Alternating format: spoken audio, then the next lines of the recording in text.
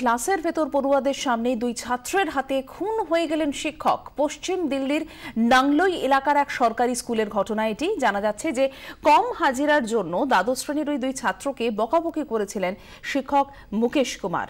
একজনকে বরখাস্ত করা হয়। গতকাল এ নিয়ে কথা বলতে স্কুলে যায় ওই ছাত্র, আর সে সময় পরীক্ষা চলছিল। কথা বলতে বলতে তর্কাতর্কি বেঁধে যায় দুজনের মধ্যে। লেখা ফেলে উঠে আসে অন্য ছাত্র। আচমকাই ছুরি নিয়ে শিক্ষকের ওপর ঝাঁপিয়ে পড়ে দুজনে মিলে। রক্তাক্ত অবস্থায় শিক্ষক লুটিয়ে পড়লে পালিয়ে যায় দুই কীর্তিমান।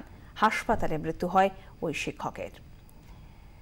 আরও একবার আপনাদের জানাই যে ক্লাসের ভেতর পড়ুয়াদের সামনেই দুই ছাত্রের হাতে খুন হয়ে গেলেন এক শিক্ষক। পশ্চিম দিল্লির নাংলোই এলাকার এক সরকারি স্কুলের ঘটনা এটি।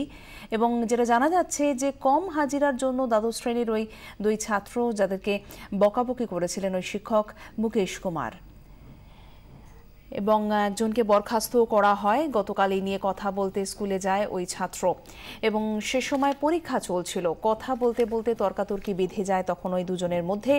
লেখা ফেলে উঠে আসে অন্য ছাত্র এবং আচমকাই ছুরি নিয়ে শিক্ষকের ওপর তখন ওই দুই ছাত্র তারা ঝাঁপিয়ে পড়ে।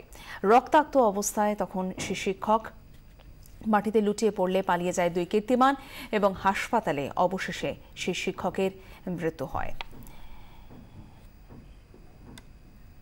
এবং এই ধরনের ঘটনা এর আগেও আমরা দেখেছি, এবং এক মন্দারমণিতে এই ধরনের ঘটনা এবং পাশাপাশি দিল্লির এই ঘটনা এ নিয়ে আমরা কথা বলবো। মনোবিদ রেমা বসু আমাদের সঙ্গে রয়েছেন এই মুহূর্তে টেলিফোন লাইনে। আপনাকে স্বাগত 24 ঘন্টায়।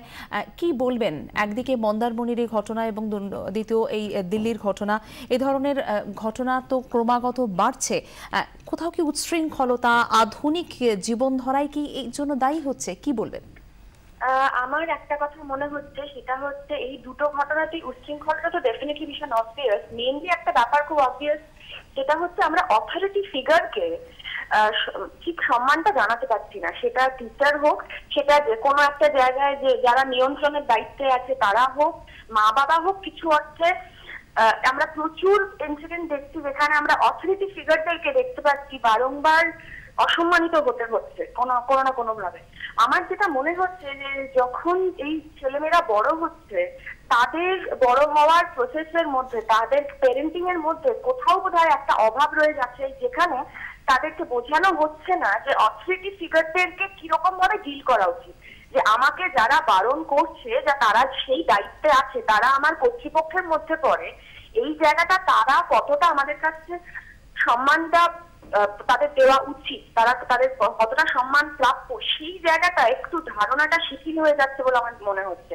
তারা তো বারংবারই একই ধরনের ঘটনা ঘটতো না। তো সেখানে অনেকগুলো ফ্যাক্টর প্লে করছে। তো তার মধ্যে একটা ফ্যাক্টর মনে হচ্ছে এইটা, যে এখানে আমাদের এখন বর্তমান সমাজে ছোটদেরকে প্রাধান্য দেওয়ার নানা রকম জায়গা রয়েছে, যেখানে তাদের ইচ্ছে, তাদের চ্যালেঞ্জ, তাদের সবকিছু ভীষণ ভাবে প্রাধান্য দেওয়া হচ্ছে।